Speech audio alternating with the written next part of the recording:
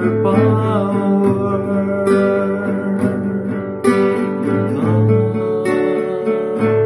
In your own special way,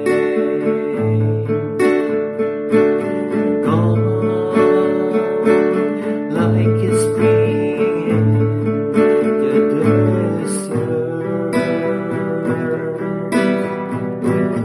come to the weary of souls.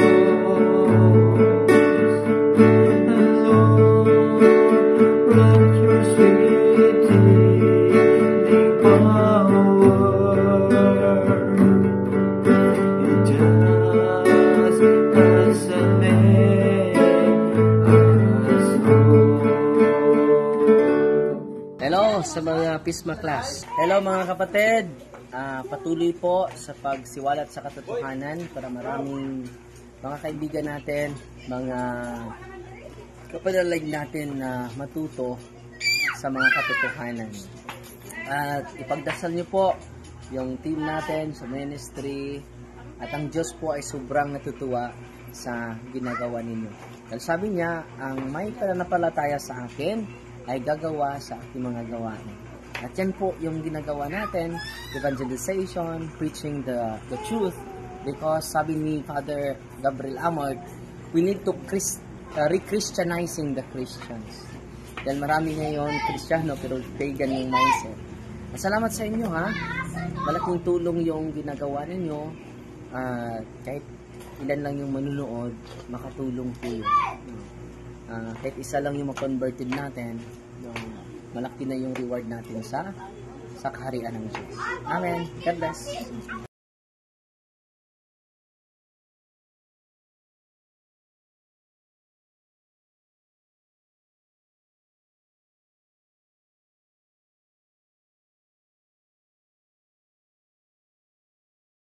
Bungad na panalangin sa ngalan ng Ama, ng Anak, at ng Espiritu Santo.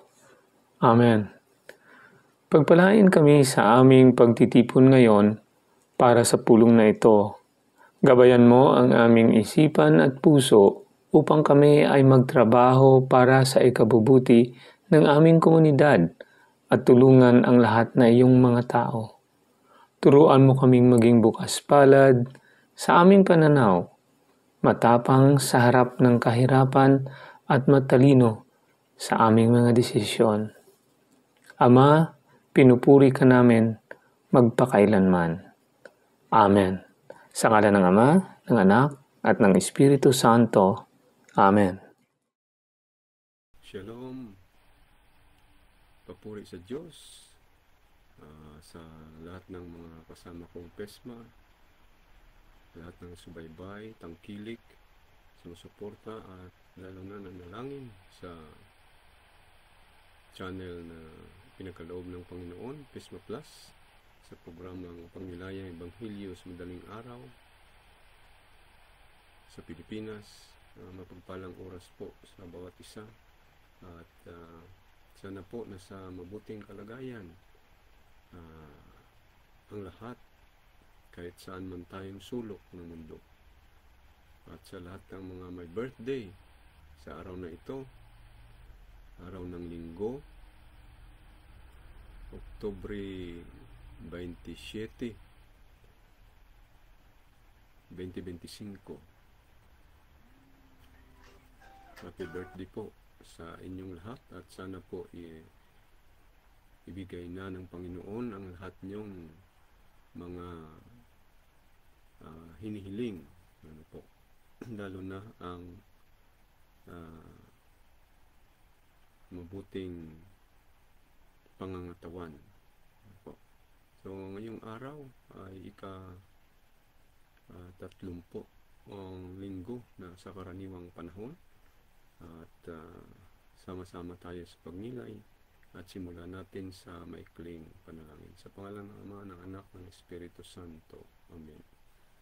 Panginoong Diyos, pinupuri ka namin at pinapasalamatan sa lahat na nakamtan po naming biyaya, lalo na po ang bagong buhay, bagong pag-asa at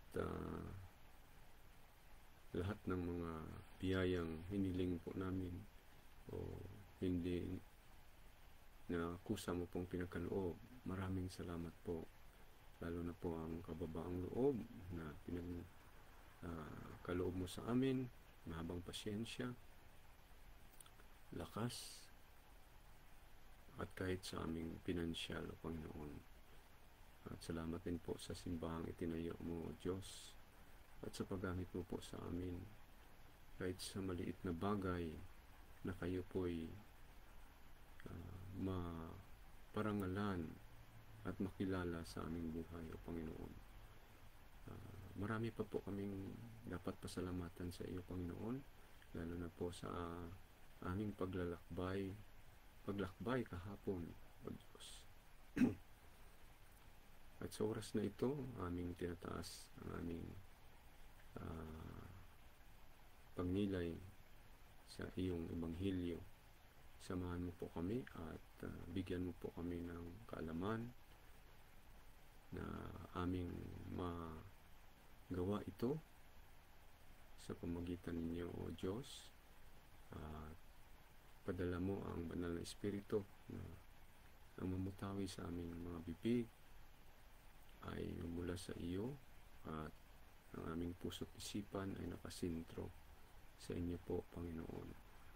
At tinataas din po namin, Panginoong Diyos, ang aming kahinaan, ang aming mga hinanaing, ang aming mga mahal sa buhay, pangangailangan po namin, ang aming karamdaman, O Diyos.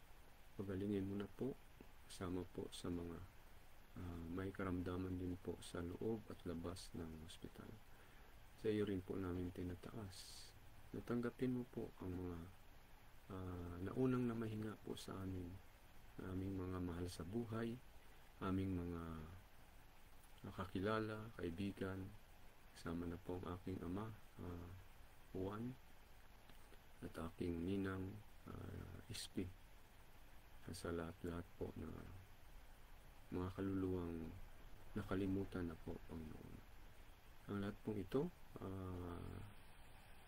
tinataas po namin, kasama po ang iyong simbahan, itinayo sa pamamagitan, pamuno ng mahal na Santo Papa Leo ni 14, lahat ng mga obispo at kaparian, at lahat na nagsisilbi po sa inyo. Sa lahat pong ito, sa pangalan ng Panginoong Jesucristo, na namumuhay at naghahari, kasama mo at ng banal na Espiritu, isang Diyos sa panahon ngayon at magpasawalang hanggang. Amen. Sa pangalan ng Ama, ng Anak, ng Espiritu Santo. Amen. Alleluia, Alleluia. Pinagkasundo ni Kristo ang Diyos at mga tao, kaya't napatawad tayo. Alleluia, Alleluia. Ang mabuting balita ng Panginoon ayon kay San Lucas, Kabanata 18, talata 9 hanggang 14. Papuri sa iyo, Panginoon. Noong panahong iyon, sinabi ni Jesus ang talinhagang ito sa mga taong ang tingin sa sarili matuwid at humahamak naman sa iba.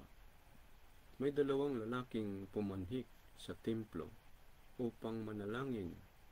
Ang isa'y Parisiyo at ang isa na may publikano. Tumingin ang Parisiyo at pabulong na nanalangin ng ganito: O Diyos, nagpapasalamat ako sa iyo sapagkat hindi ako tulad ng iba, mga magnanakaw, mga magdaraya, mga ngalunya, o kaya'y katulad ng publikanong ito. Makalawa akong nag-aayuno sa loob ng sanlinggo. Nagbibigay ako ng ikapok ng lahat kong kinikita. Samantala, ang publikano'y nakatayo sa malayo, hindi man lamang makatingin sa langit, kundi dinadakgukan ang kanyang dibdib at sinasabi, "O Diyos, mahabag po kayo sa akin na isang makasalanan. Sinasabi ko sa inyo, ang lalaking ito'y umuwing kinalugdan ng Diyos, ngunit hindi ang isa, sapagkat sino mang nagpapakataas ay ibababa, at ang nagpapakababa ay itinataas." Ang mabuting balita ng Panginoon. Pinupuri ka namin, Panginoong Jesucristo. So, mapagpalang oras po ulit at diretso na po tayo sa pagnilay. Napakaganda, ano po, ng Ebanghelyo ngayon at malaking tulong po sa atin. Dahil itong Ebanghelyo ito ay kailangan ng ating sarili, sa ating pag-uugali, sa ating palaisipan, sa ating pananalita, ay makatulong po ito para makilala sa atin ang ating Panginoon. Ang talhagang po ito ay hindi lamang para sa mga kapatid nating Hudyo, kundi sa bawat isa sa atin. Kahit anumang kalagayan po natin, kung mayaman po tayo, dukha po tayo, o anuman ang estado ng ating pamumuhay sa mundong ito. So sa mga kapatid po nating Hudyo, hindi natin makaila na gawin po nila ang nabanggit ng ating Panginoon. Dahil po, palagi ko pong sinasabi na inangkin po nila ito. At totoo naman po ang mga bagay na ito tungkol sa kaligtasan. Hindi po sila pinabayaan ng Diyos. Sila po'y pinili. Sila po'y pinagtyagaan ng Diyos. Sila po'y inangat, kinilala, ginawang bansa na pinili niya. Ngunit, nakakalungkot dahil pagdating ng Misaya, ng ating Panginoong Hesukristo, ay hindi po nila pinaniwalaan, hindi nila tinanggap, hindi nila pinagbigyan ng malaking halaga, at ang isa pa na napakasaklap sa ginawa po nilang ipinako sa cross dahil sa kanilang pagbintang. So yun po, nasabi ko na pag doon sa sobrang religious na lugar, ang makasalubong mo roon ay ito na ang sinabi ng ating Panginoon. Mapaghusga sila. So kapag hintil ang tulad natin ang masalubong nila, pumakita nila, sa tingin nila po'y walang kaligtasan, marumi, at kung ano pa sa pagbibintang. So mapalad po tayo dahil nandito po tayo sa simbahan na itinayo ng ating Panginoon, at dahan-dahan tayo pinapamulat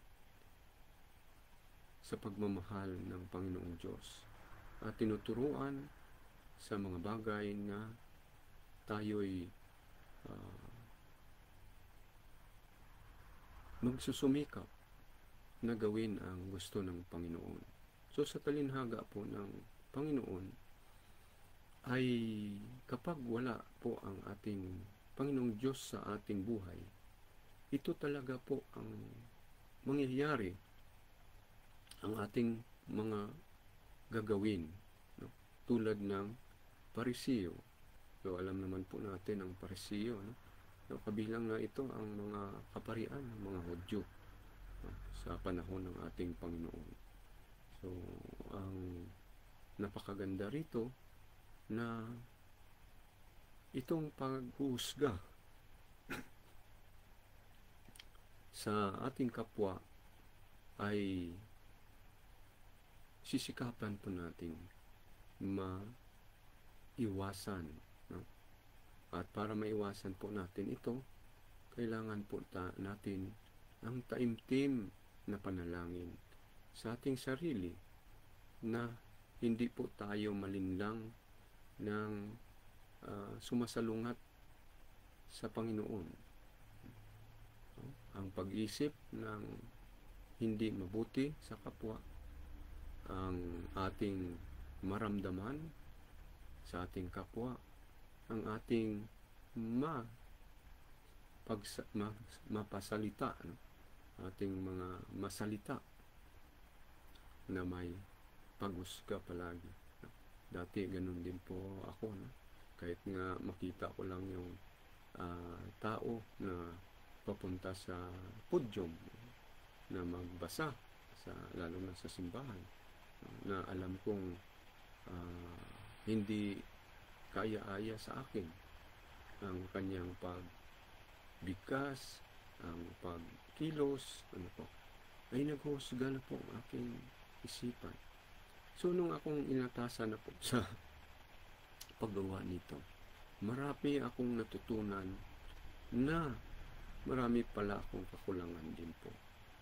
So sa ngayon, dahil gusto ng Panginoon na hindi tayo manghusga, ay ang aking ginawa na lang po, kapag may makita akong nagbabasa, kahit sino po siya, no? Lalo na pag magsalmo, no? Na minsan yung magsalmo ay iba yung tono, po. So ang walang tigil na panalangin para sa kanya ay yun na ang ginagawa ko po. At salamat sa Diyos na nagiging ugali ko na po iyon. At hindi naman po tayo perfecto, na minsan mabigla yung isipan natin pag nakakita ng isang bagay na hindi natin nagustuhan sa isang tao, ay makaisip tayo ng panghusga. Ngunit mabilis natin dapat isipin na kahit anong sitwasyon, kahit anong negatibong nakita natin, kailangan natin palawakin at tingnan natin ang positibong pangyayari na gustong ipahiwatig ng ating Panginoon sa bawat isa, no? Sa taong gumawa at sa ating sarili, na bakit ipinakita o ipinahintulot ng Panginoon na mangyari po iyon. So, kailangan din po natin ang kababang loob, humility. So, isang example dito, ang ating San Juan Bautista, nung dumating ng Panginoon, na siya ay tinanong na ng mga Parisiyo at mga eskriba kung sino siya. Hindi po talaga siya nagpakilala na may kahambugan, no? Sabi niya, hindi po ako propeta, no? Tinanong siya. Pero ang pinakilala niya ang Panginoon, na may kasunod sa kanya, na siya yung magbautismo sa tubig at espiritu. So yun lang muna po ang ating nilay, dahil hindi tayo nakasama sa ating schedule kaninang madaling araw. At sana po sa ating nagawa kahapon ay malaking tulong po, no? Lalo na sa misa doon sa laot ng Galilea. So salamat po sa inyong lahat, at mapagpalang oras po ulit. Gabayan po tayo ng ating Panginoon. So shout out po sa ating Ma'am Yam Timontiho. Marami pala yung mga nabanggit niya rito, no? Good afternoon, Bro Jerry. Maraming salamat po sa live mo hapon. Happy blessed Sunday. God bless you more. May heart pang 3 at malaking heart. Salamat po, Ma'am Yam Timontiho. Ibabalik natin to sa ating Panginoon ang lahat ng papuri at pasalamat. Tayo po'y abang lingkod na ginamit lang po kahapon. Hanggang part 4 lang tayo, dahil nung pauwi na kami, wala namang malaking kailangan nating masilayan at lahat ay lupay-pay na. At ang aking pakiramdam kahapon ay medyo salamat sa Diyos na nakapag-nilay pa rin po tayo. So God bless sa iyo, Ma'am Yam Timontiho, at palaging malakas lang ang ating pananampalataya na ang ating karamdaman ay bahala ng Panginoon. So dito ay araw ng linggo, at umaga pa rito at kagabi. Kaninang madaling araw, mga alas 2 ay umabante na po ang aming, umatras pala ng 1 oras kami rito. So diyan sa Pilipinas ay 6 na oras na ang abanse nyo sa amin. Kahapon 5. So alas 12, 18 na dyan ng tanghali. Dito po ay alas 6:18 ng umaga, at hahabol tayo ng alas 10 na misa, dahil hinihingi po ang ating tulong, dahil ang ating isang sakristan ay nag-for good na po, isang official din ng community sa Agron, at tayo ay inutasan na magsilbi muna habang naghahanap pa ng altar boy. Sana ipagkaloob ng Panginoon na lahat ng mga simbahan na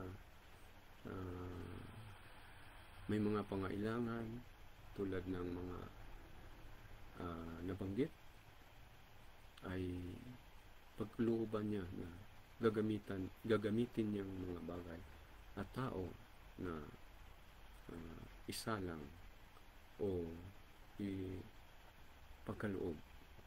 So salamat sa inyong lahat, at purihin natin ang Panginoon sa lahat ng oras. Shalom, Bele Hetraot, papuri sa Diyos. God bless us all. Biba kasya, Yom Tov, Toda Lael, Toda Elohim, Toda Hashem, Toda Adonai, Adonai, Toda Mashiach.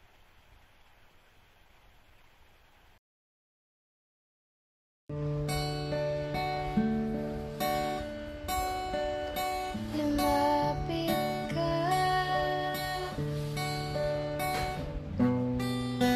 manahan ka,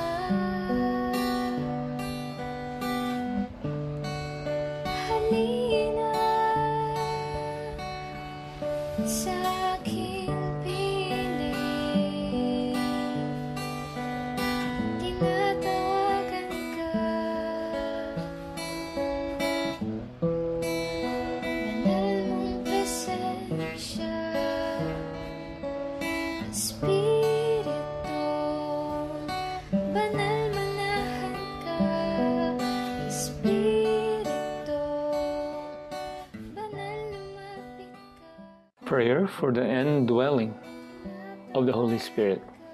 In the name of the Father, and of the Son, and of the Holy Spirit. Amen. Holy Spirit, powerful consoler, sacred bond of the Father and the Son, hope of the afflicted, descend into my heart and establish in it your loving dominion. Enkindle in my tepid soul the fire of your love, so that I may be wholly subject to you. We believe that when you dwell in us, you also prepare a dwelling for the Father and the Son. Deign, therefore, to come to me, consoler of the abandoned souls and protector of the needy. Help the afflicted, strengthen the weak, and support the wavering. Come and purify me. Let no evil desire take possession of me. You love the humble and resist the proud. Come to me, glory of the living and hope of the dying. Lead me by your grace, that I may always be pleasing to you. Amen. In the name of the Father, and of the Son, and of the Holy Spirit. Amen. Spirit.